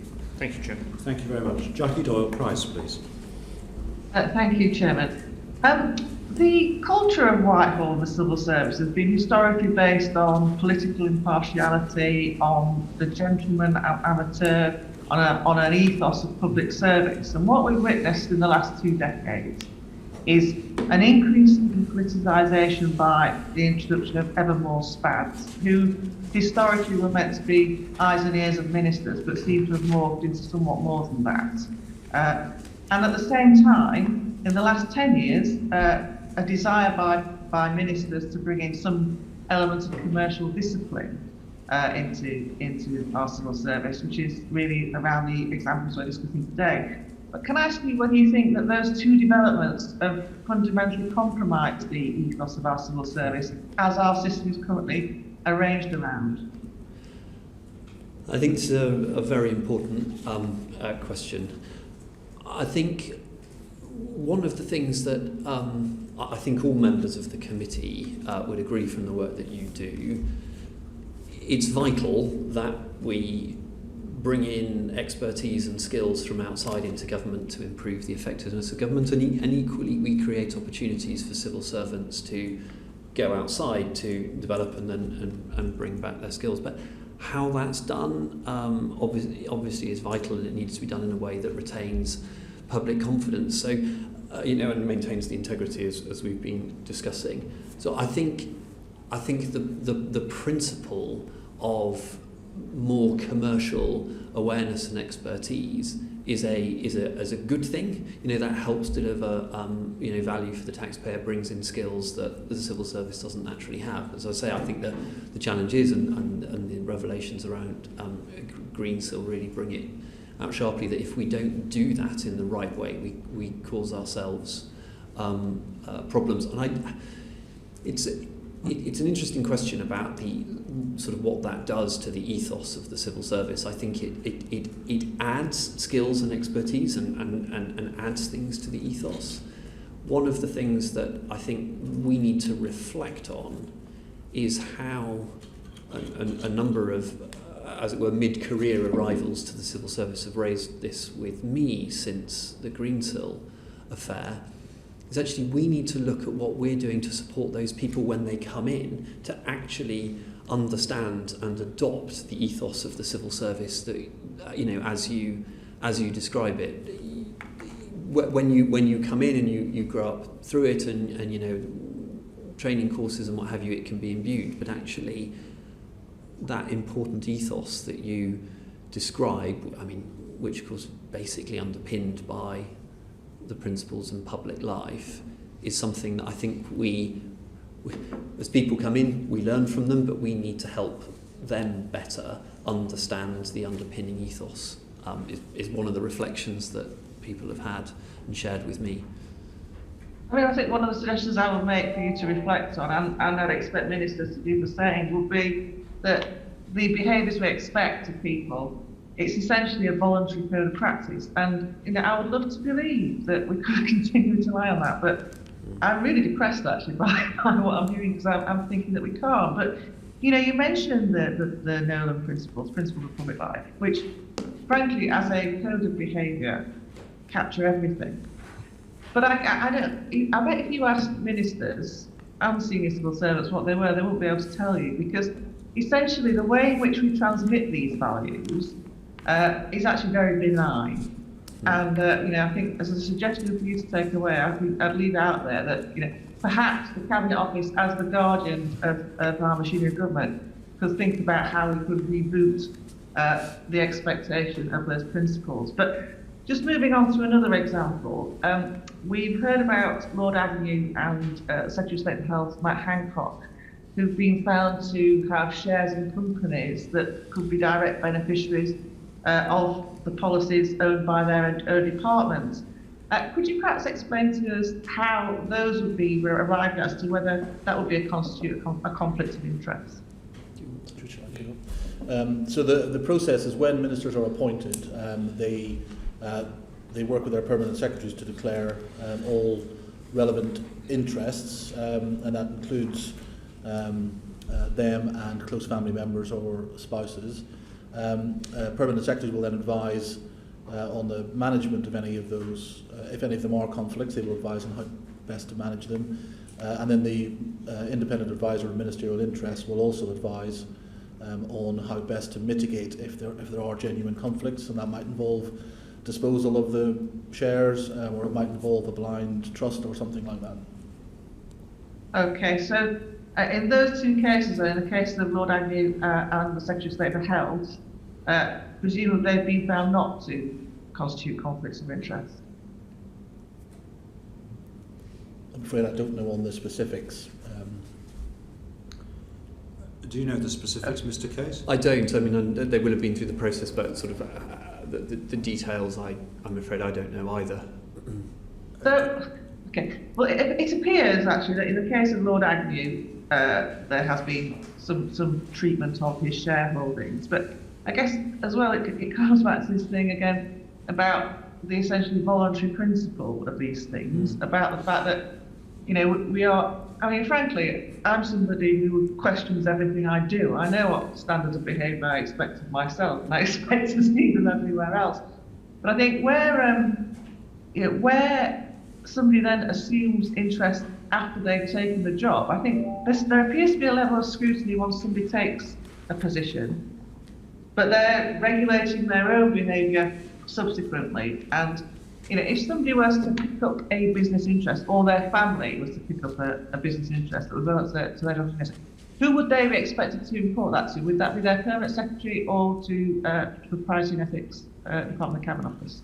To their permanent secretary first and foremost, and if it needed further advice on top of that, they would come to me and my team, or the independent advisor. So in the case of both these ministers, that should have been reviewed by the permanent secretary in concert with you, if appropriate, really. Yeah, and the duty is on ministers to keep their conflicts updated. Okay, thank you. Can I make this observation, and it is done sincerely? Both those examples that my colleague raised have been topical, to say the least, in the news.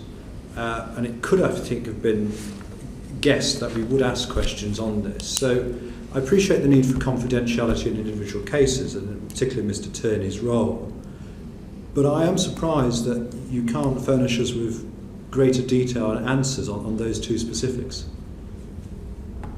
Is there anything that, Mr. Case? No, I mean, we'll follow up with more detail. Apologies that we don't, as you say, duty of confidentiality around individual cases, but very happy to set out more as required. Because rather than having the discourse through the press continually, we'd quite like to imagine ourselves as a select committee capable of such things as well. But if I could go to Karen Smith. Thank you, Chair. And on that, with regard to Mr. Hancock, who joined in sort of 2018-19, so I appreciate, Mr. Case, it's before your time. But the question really is, he has described himself as following the process. And I think we're a bit bereft of exactly how he's followed the process, or indeed what process. So I think what you've just outlined to Jackie Doyle-Price is that duty is upon the minister, so that Mr. Hancock should have declared the interest in his family's firm before they became listed on the NHS contractor register. So the question is, did he ask that question?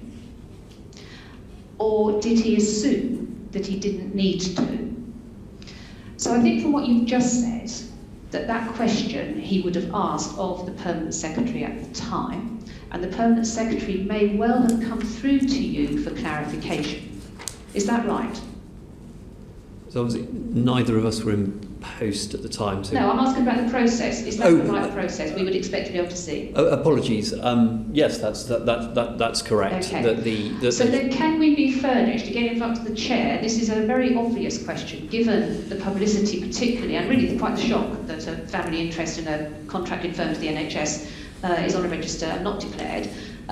Given the public interest in that, that you haven't come to this committee prepared with that knowledge, could you then go back to the Department of Health, find out the answer to that question and let us know, or instruct them to let us know? Gladly. Thank you. Thank you very much. We're going to my colleague who's been waiting very patiently, David Mundell, please. Thank you, Chairman. Mr. Case, the last time you appeared before this committee, I asked you if you were the line manager of the Permanent Secretary of the Scottish Government, and you at that stage weren't sure, but subsequently wrote to the committee to confirm that you were going to be the line manager of the Permanent Secretary. Can you tell me in practical terms what being the line manager of the Permanent Secretary of the Scottish Government involves? Yeah. It's similar in many ways to line management for colleagues working for the UK government, but it is different in other aspects. So the Permanent Secretary for Scotland and indeed Wales, they would be agreed with the First Minister or First Ministers and myself, and then I would, as with other Permanent Secretaries, line manage monthly meetings to go through, performance issues, etc. In relation to the Permanent Secretaries in Scotland and Wales, it is obviously different because they work for the Scottish or Welsh government. I have less day-to-day insight into the into the roles that they're performing, and I don't see them interacting with their ministers, for example, directly in the way that I do for other permanent secretaries. But of course, they are still part of the permanent secretary community, so you see the wider contribution they make to the civil service. Are you familiar with the evidence which was given in the civil proceedings raised against the Scottish Government by the former First Minister Alex Salmon, the criminal case which was pursued by the Crown Office in Scotland against Mr Salmon, the Scottish Parliament's inquiry into the handling of harassment cases by the Scottish Government, and the review subsequently conducted by Laura Dunlop QC? Yes. And on the basis of that information, are you satisfied with the Permanent Secretary's performance? I mean... Well, it's a simple question. Yeah, no, sorry, there was no complexity. Just performance with her on a monthly basis. Drawing. It was simply drawing breath. The Permanent Secretary, of course, has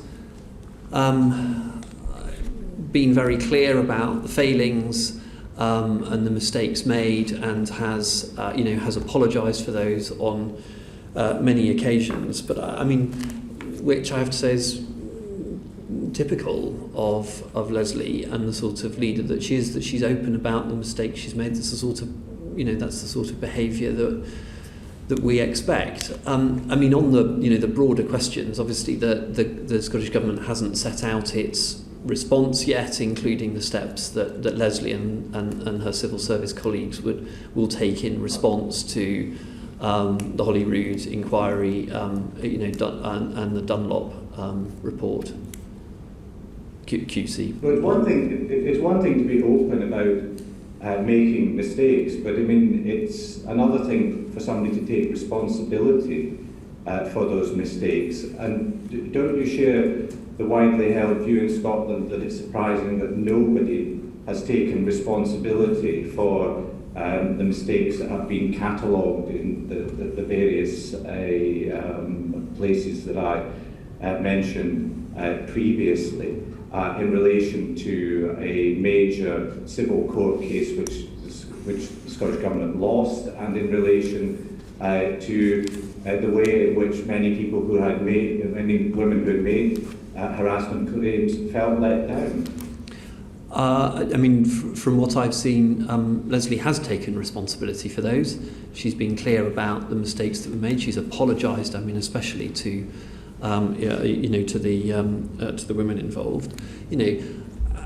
On this sort of question about responsibility, of course, the First Minister retains confidence in Leslie and has made clear, and made that publicly clear, and that's an important guide for me about the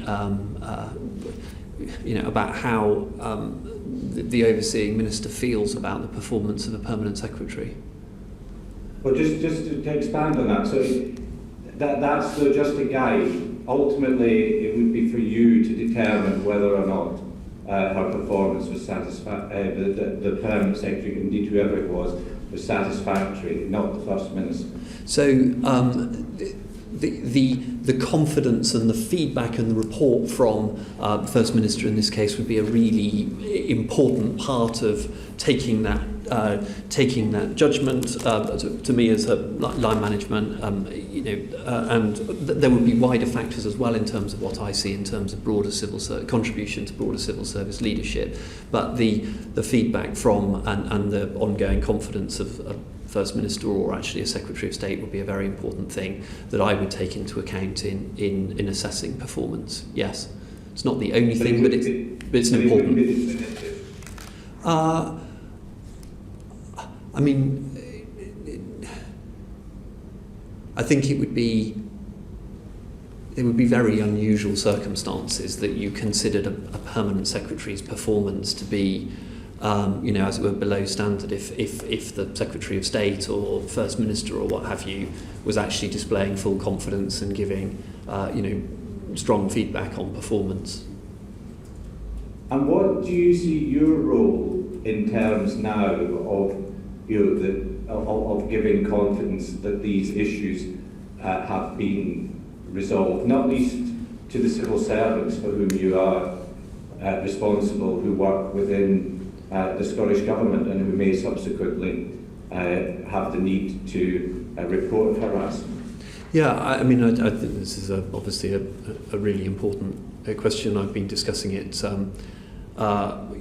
with Leslie. I think the first stage in this is obviously the Scottish Government hasn't been able to set out, and the civil service in Scotland hasn't been able to set out its full response because of the election campaign. But I know they're keen to do so, as soon as the election campaign is over. And I think, I'm clear that there's a strong determination amongst the civil service in Scotland to learn the lessons of the Holyrood inquiry, Dunlop, and to make the changes to give people the confidence that you're talking about. But would you see yourself and senior civil servants within Whitehall having a role in supporting that process? Yes, supporting and also drawing lessons from it ourselves. I mean, it's a UK civil service. We have to learn from each other. It's not just all one way. Is talking through with Leslie and senior colleagues what they've seen, what they've learned, how they could go about, how can we support them in doing that, and vice versa. To be honest, I think there are things that we should look at and reflect on too. Okay, thank you, Mr. Keys. Thank you. I just checking with Mr. Cowan if there's a supplementary question. No, there isn't, in which case we go to Jackie Doyle-Price, please. Thank you. Given that much of what we've been talking about is about behaviours, perhaps one tool which could be used to reassert what behaviours we expect of ministers, their advisors and their civil servants would be a revision to the Cabinet Manual. Are there any plans to revise it? There's nothing formally planned, but we're looking closely at this. There is a case for it, but not one that we've sort of fully developed yet. I mean, there are obvious changes like leaving the EU. There are very recent developments like actually the Ministerial maternity bill that's not covered. So, as I say, nothing sort of formally in train, but it's something that I think we'll reflect on. And the Lords Constitution Committee is currently looking at this question, and will we'll want to take into account their reflections. And actually, if we begin this process, something we will actually want to try and build consensus around. So views of parliamentarians will be important on this. It was an issue that came up in the deliberations on the Joint Committee of the Fixed Term Parliament Act, because of course the current draft was largely written as a result of a coalition, which obviously is past its sell-by date. But also, given what's happened constitutionally with respect to prorogation in the last year or so, and the decision to get rid of the Fixed Term Parliament Act, we were very concerned in the committee about the dissolution principles being somewhat thin. And I just wondered what deliberations and what role you played in the development of those, and really those sorts of things, those principles of behaviour are something that should be captured somewhere, and the cabinet manual might be not the only way to capture them, of course, but would be a convenient way of doing it. Yeah, I mean it's a good suggestion, and I know the committee looked at this, and ministers are going to respond to the committee on these principles. I mean, as you say, you described them as thin. Of course, they were drawn as much as they could from the pre-existing modernised version of the Lascelles principles, as they were originally called. You can't account for every scenario with these principles, but the point you're making about needing to update the cabinet manual, assuming that the Fixed Term Parliament Act is repealed, is a point well made. Obviously, it's for Parliament to decide that. Thank you. Very briefly, Lord Russell-Moyle. The Cabinet Manual seems to need to be updated. The Register of Ministerial Interests is delayed in being published. Ministerial Responsibility was delayed. List was delayed by 6 months in being published. We've got a raft of inquiries that you say are ongoing. There seems to be a lot of treading water, but no actual action, no outputs, on any of these things. Is there a problem with capacity in your team to actually get things done? Mr. Tony's newly placed. He can give a view. I mean, it is a hard-working and hard-pressed team. They're working incredibly hard, and there are a great number of demands on them. But I'm sure once Mr. Turney's been in for a short while, he will let me know if he believes he requires more resources to fulfil this range of functions. I certainly will. But you have been in now for over 6 months, and a lot of these things are being delayed under your watch. Why are there these substantial delays in terms of updating the Cabinet Manual, but also in terms of publishing the Minister's Register of Interests? So obviously the Register of Minister Interests is a particular feature of the timing around Sir Alex's departure and the time that it's taken to get a replacement in. I mean, on the wider thing, on the wider pressures, as you will appreciate, we have been through extraordinary times, and we are still going through them. And the Cabinet Office is, particularly has been at the centre of the Whitehall organisation of the COVID response, of managing EU exit, and those things have put pressures on the whole department. I think people you'll understand why. As we move beyond those immediate pressures, it may well make sense to give Mr. Turney more resource, and I will take his advice on that once he's made his assessment. Well, finally, I just want to quickly ask, look, you've come here today, you've not been able to answer most of the questions that we've asked in the first section. You claim that there's an ongoing inquiry. You weren't able to answer any of the questions on how the Prime Minister financed the refurbishment, and you weren't able to answer most of the questions on how staff or non-paid advisors were appointed. Do you feel like you've been put up to dry by coming and being sent to us without any briefing? I'm not sure I'd accept that description. We come here and we do our best to answer the questions that we can based on. I'm sorry? You haven't answered almost all the questions, the substantive questions you've been unable to answer. So is it that you didn't do your homework, or has someone set you up, put you out here, without giving you the information you needed? As I say, we come here to answer the questions as best we can. You've asked us lots of questions about Boardman, as I made clear, about the Greensill affair. As we made clear at the outset, we've been able to do some work into the detail. We've set that out.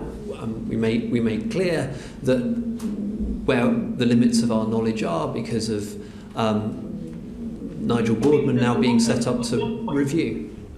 At one point you said to us you didn't want to say something in case of misleading us. So is it better you say nothing, or is it better that you give us the best evidence you have and then come back later and correct where needed? Because at the moment it feels like you're verging on the saying nothing rather than saying something that might need to be corrected later. Well, I simply don't accept. I simply don't accept that. You know, on all the Greensill things, we have given you the best information that we have from the reviews that we've been able to do. We've been clear where the limits of our knowledge are, where Mr. Boardman will have to pick up the baton and understand more. We've offered more information on, sharing letters of appointment and what have you, and offered to follow up with the committee where you've asked for more. Well, thank you very much, Mr. Russell. Final set of questions. Thank you for your patience. From Tom Randall. Thank you, Chairman. Slightly different and sort of rather more macabre topic, but an important one. Last year, the Prime Minister became ill and was admitted to hospital. There's questions about what might happen in a situation where the Prime Minister were to die or become seriously incapacitated. When writing about this in the events of April last year, Laura Kuhnsberg said the moment of genuine crisis came when his Prime Minister was moved to intensive care. No one knew if the Prime Minister would make it through the night or what the plan was if he did not. Could you talk us through what the process would be in such a situation? Yeah, and as you say, macabre thoughts, but important that we are, learn lessons from that episode and be clearer about establishing and recording how we would approach. So obviously the appointment of the Prime Minister stems from, it's an act under the royal prerogative and exercisable only by the sovereign. The clear convention that the sovereign calls on the leader of the largest party or in coalition slightly amended circumstances is there. I won't tread too much into commentary on party leadership rules, but obviously they have changed over recent decades and are much longer processes than they've been historically. So what's very clear is that in the event of a Prime Minister dying suddenly, the conventional party processes for identifying a leader and therefore being clear that who the sovereign should call on wouldn't work. So I think the assumptions would be that actually what you'd end up having to do is separate out the sort of strict processes of party leadership and the job of Prime Minister, and in effect have an interim Prime Minister. Of course, there's no such thing constitutionally, and that would likely have to be a decision for the Cabinet to nominate somebody who could step into the role of Prime Minister and who Cabinet believed could fulfil that requirement to command the majority in the House, and the Sovereign would need to be given a rapid and clear recommendation by the government on who to call on. And by our estimation, and given the pressures of the job, we don't think you'd want to be leaving it for more than 48 hours before identifying such a person. So as Cabinet Secretary, in terms of who you would take your instructions from, that it would be a case of waiting until Cabinet has met and made a decision? I think it would be encouraging Cabinet to meet as soon as possible to take those decisions, to ensure that the gap was as short as possible. Obviously, as sort of part of the historical convention, along with the Principal Private Secretary, the Prime Minister and the Private Secretary of the Queen, is working together to make sure there's good order in the Constitution. The assumption is also that Cabinet would need to identify, as it were, an honest broker in the room to facilitate the Cabinet discussion. Assumes that would be, for example, a Chief Whip. So Cabinet Secretary will be working with the Chief Whip as well to make sure that that conversation happened in a way, and a conclusion was drawn so that the Sovereign had clear advice. And above all else, we made sure there was a Prime Minister who protected the Sovereign from getting involved in any sort of political controversy. So in terms of your own role then in this process, so that the Cabinet would meet to decide this, what would you see your own role as? Sort of just brokering or fostering that process to make a decision? It would, to be honest, largely be a political discussion, but it would be making sure it reached a conclusion along with whoever in effect had to take the chair is working with that person to make sure. But as I say, it's a complicated one for a civil servant because it's actually a fundamentally political act for a party to nominate an interim, as I say, interim in inverted commas, Prime Minister, but would be to keep up the pressure to make sure that was done to preserve the Sovereign's government. Thank you. Thank you, Chairman. Thank you. Very few issues for levity in our questioning today, Mr. Case. The committee is grateful to you and to Mr. Tierney for coming before us this afternoon, for the time that you spent. We're looking forward to hearing from you in due course as soon as possible on those various undertakings that you've made to furnish us with additional information in addition to your oral evidence this afternoon. Order. Thatcher Room.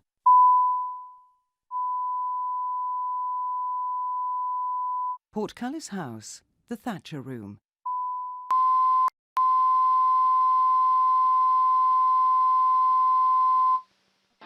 Public Administration and Constitutional Affairs Committee, Thatcher Room, 26th of April 2021.